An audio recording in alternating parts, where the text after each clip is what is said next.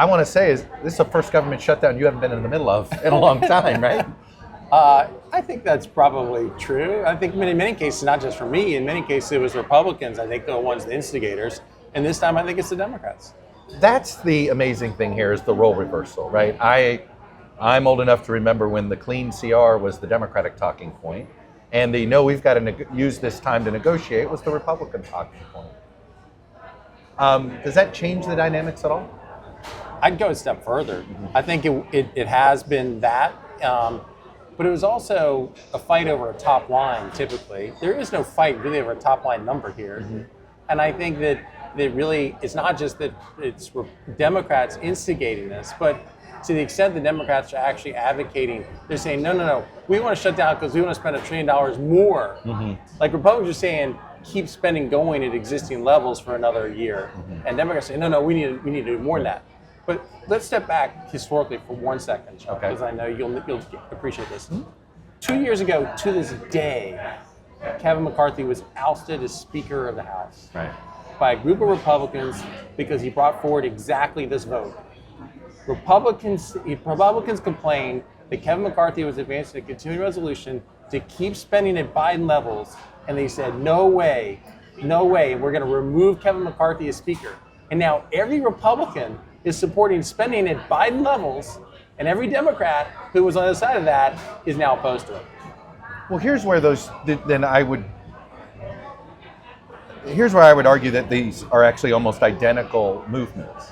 That was the base of the Republican Party telling leadership, you've got to fight harder. Our base wants. This feels like the base of the Democratic Party has been screaming at Schumer and Jeffries, you've got to fight Trump harder. Whatever that means, and this was the fight to take up in the moment.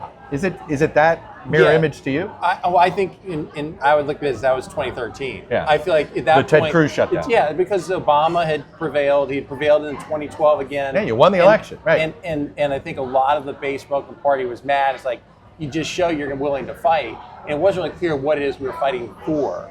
And I feel like that's the mirror image of what we're doing now on the other side. There's a conventional wisdom that says shutdown politics are just never any good. But I think about the 2013 shutdown, and it was bad politics in the moment for the Republicans. Probably cost them Virginia governor. Yeah, for sure. I think that is a fair, and when you look at it, the only time Virginia governor has not gone opposite of the White House is the one time we had a government shutdown 3 weeks before before election day. But by 2014, Republicans did have a great midterm. Do you look at that shutdown and say it had anything to do with the 2014 midterms? I don't think so. I think by that time that the news cycle had moved on, and we've gone on to other fights in 2014. And I think it's the same this time, Chuck. I don't think that there'll be lasting implications of this. I think that Americans now have become sort of numb to the notion of dysfunctionality of Congress and not actually being able to pass basic government spending. And so I think that they're just frustrated with both sides and be like, okay, what are the issues now when we get to 2026? Well, and I wonder if that's an issue now too, which is this feels like the Chicken Little of political debates.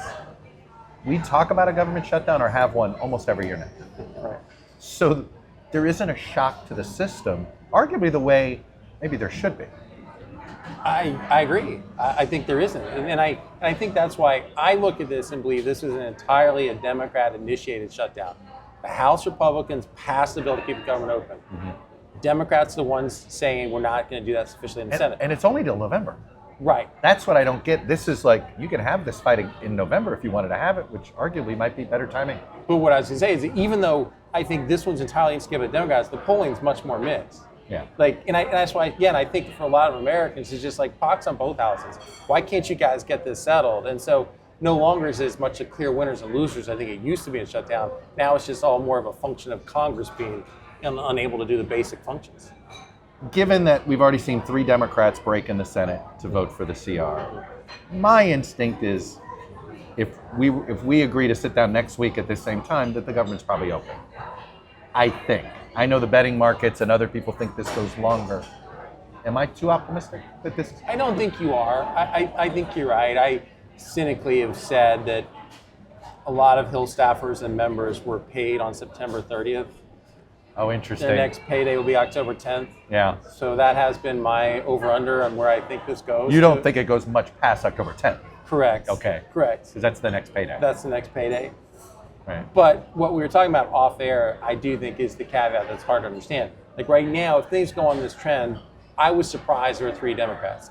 Fetterman was open that he was going to be right. We knew that was one. But I didn't expect the other 2. And so the 2 that they got were the 2 I wouldn't have expected first. Right. Angus King and Catherine Cortez Masto. Right. But when you see those fractures, you know there's more there. And so if Republicans just hold this line, then I think that the scenario we're talking about is it'll be about a week and this will be solved. There are 4 retiring Democratic senators who don't have to worry about ever dealing with their base again. Jeanne Shaheen clearly is playing a role here. Tina Smith in Minnesota, Gary Peters in Michigan, and even Dick Durbin in Illinois, who all have been on the record before saying government shutdowns are bad.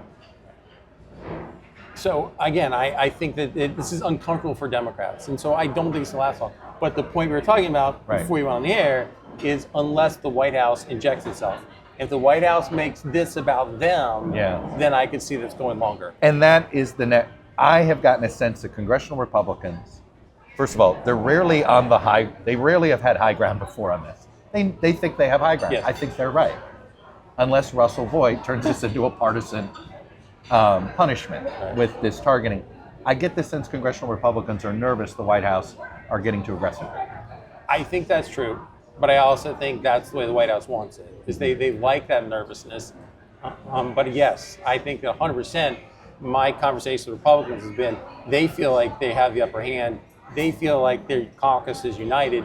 There's fractures of the Democrat caucus. We will win this, but they don't want to have outlier issue thrown into this, such as mass layoffs or something that becomes a bigger political issue. But yes, Russ is a fiscal hawk, always has been. Ironically, he's presided over the largest deficits in American history at OMB. But I think that Russ is sincere in wanting to have the cuts. But having said that, I do think that Trump often will throw people out to kind of be his court jester to create issues. Like I think he often does with Peter Navarro on trade. Let's send Peter out, go do the media circuit, stir it, and then I have room to make a trade deal. And so sometimes I think the president will use Russ for the purpose of let's create the fear factor out there so it creates a pathway for us to get a deal done. The mocking of Hakeem Jeffries, that didn't seem to sit well with a lot of Democrats that may have, understandably, there's some people that on the right that say, hey, the Democrats don't have a sense of humor. There are others that say, that's something that can be offensive to people. Agreed, but even if you take aside the offensiveness of it, just from the strategy side, again, Democrats having fractures, doing things like that brings Democrats back together. Unifies them, yeah. Exactly. And could prolong this. Yes. Let's go back to the 35-day shutdown that you were in the middle of. How did that get to 35 days? Why did that get so long? Well, again, I think where it started was that the president was one who was saying, I want the shutdown. Like I think at that time, he instigated, arguably he instigated. He didn't just instigate it, he publicly embraced it. Right. Because I think, he felt like the people behind me to get border wall funding, this is what the American people want. But I think the American people, even if they wanted that, they don't want you to shut down the government over it. And so that was started by a belief that there'll be a lot more support than there actually was. And I do think the president learned from that. I don't think in this case yet he's been the one saying, hey, this is on me. He's been much more disciplined saying the Democrats are forcing the shutdown. Right. I'm going to be getting on a couple of planes over the next week. It is not lost on me that these people are working not knowing if they're going to get their paychecks on time. They know they're going to get their paycheck, but they're not going to. Arguably, sick outs at TSA and air traffic controllers had a huge impact during the last shutdown. Does that have the same kind of impact? It could. Yeah. If it happened, it would have the same impact. Yeah, I think that there's fewer things that aggravate Americans more than well, if you disrupt their lives. Right? Like that's the thing. When these, I mean, it goes back to, I think we make it too easy to shut down the government. And because if more people were impacted, guess what? There'd be fewer government shutdowns, right? I agree with that. But I also think people become somewhat numb to it. I think when there were first shutdowns, there was a political cost to it. But today,